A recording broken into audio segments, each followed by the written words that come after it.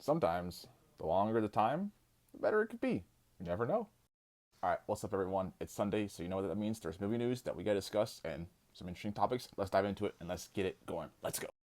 All right, getting us started. So, casting news has come out for more of Nolan's The Odyssey film. And again, an already stacked award winning cast that's been nominated for tons of awards, won tons of awards, Academy Awards, Oscars. Like, this cast is insane and it's getting even better. They've added Cosmo Jarvis to this cast now. So, Cosmo was in Shogun and he was exceptional in that show. He stole a lot of the show for me with how good he was, the booming veracity of his voice. He was excellent in that show. And that show, award winning, nominated, taking all the awards. It's exceptional. But adding him to a stat cast of Charlize Theron, Tom Holland, Zendaya, and Hathaway, Lupita Nyong'o, and Odysseus himself, Matt Damon, like, this film is so highly anticipated for me now. And this also proves that if you're an actor in Hollywood who's either up and coming, A-list, whatever the case may be, your agent better be calling, because Christopher Nolan has become appointment viewing directorship for what he does with films. I mean, Oppenheimer, look at the cast for that.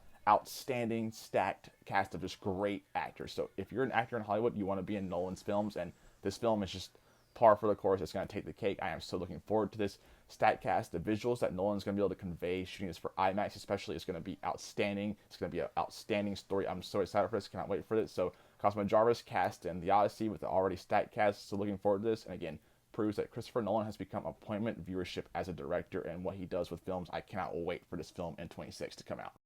Moving on next to Warner Brothers. So in an earnings call last week, it came out that Warner Brothers has turned a profit last quarter and they destroyed their earnings for what they expected for. Streaming numbers rose. They paid down over $19 billion of debt owed. And Zaslav is in his third year now in his ownership of Warner Brothers and the course that he's going for. And it's surprising, but they are slowly paying down debt. They're getting better. Again, Warner Brothers, HBO. HBO is appointment viewing television. If you have a TV show that's coming out on a Sunday night on HBO, it's must watch because of the quality, everything that goes on. And I think with the DC universe coming out with Superman, Supergirl, they're getting Batman now, paying down this debt.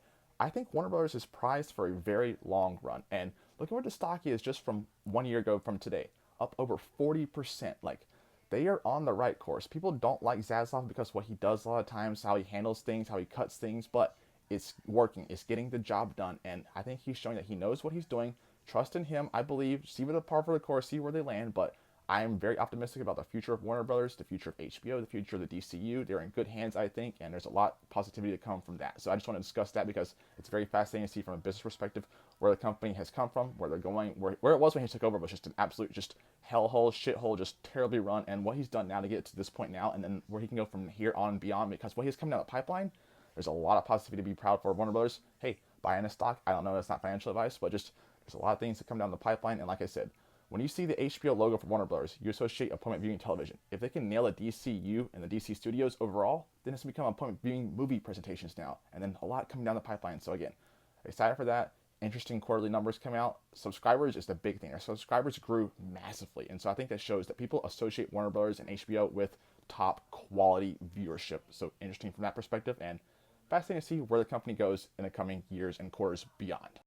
So recently there's been a lot of Marvel news, a lot of leaks so-called coming out, and there's concept art out there. I'm not going to discuss that now. I'm not going to pull it up and put it on the screen, but you can go see it for yourself. You don't want to be spoiled. They're kind of pulling stuff from 2015 Hickman Secret Wars. You can kind of know where that goes. But overall, the Russo brothers came out and said about run times now for Doomsday and Secret Wars.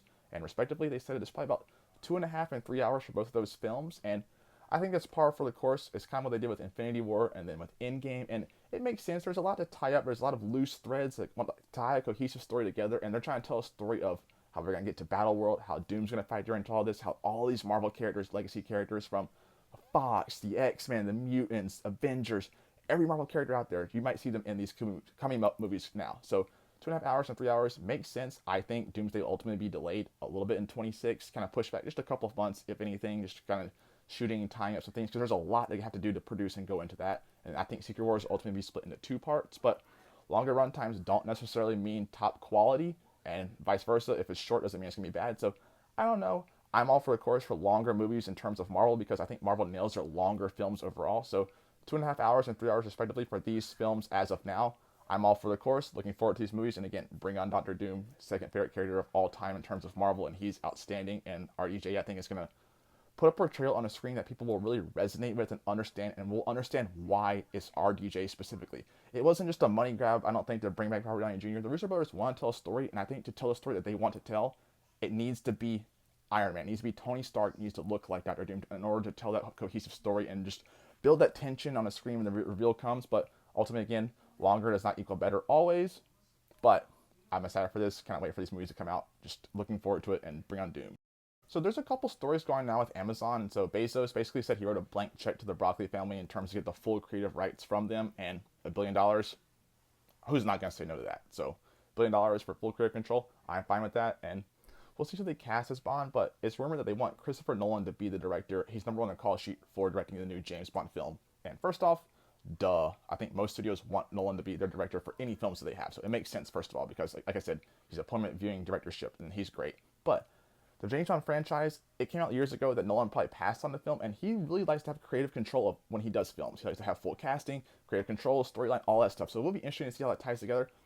I don't know if I see him doing that. I would love for it to happen, but I don't know if I see that happening on the horizon. But hey, if he does do it, I'm all for it. I think he doesn't like to do franchises. He doesn't want to do franchises fully anymore. He just likes to tell one-off storylines. So if he can take James Bond for one movie and just really get the franchise started, get it going, and then have someone come in after that, you don't want to necessarily be that person, but if he can kind of get it off the ground, get you going, there's a lot of positivity going for that, and I'm just excited for that film. And we'll see where they go with James Bond. Very interested to see, but that's just some Amazon news. And finally, Daredevil Born Again. First episodes, they're outstanding. I love it. I love what they did. The surprising, shocking of the first episode. Whoa, didn't see that coming. Spoilers ahead if you don't want to talk about it. But hey, whoa, spoilers for Daredevil Born Again.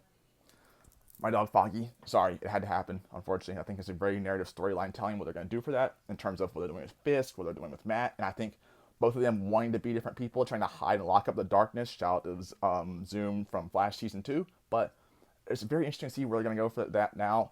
They're locking up the darkness, like I said. There's a lot of pent-up anger and aggression. They're trying to hide who they really are. It's going to come out to a head tail, and eventually going to see that face-off. But Daredevil Born Again, first episodes are great. Looking forward to the next coming episodes now. We got the Punisher coming down the line. So that's the movie news. I'll see you guys next Sunday.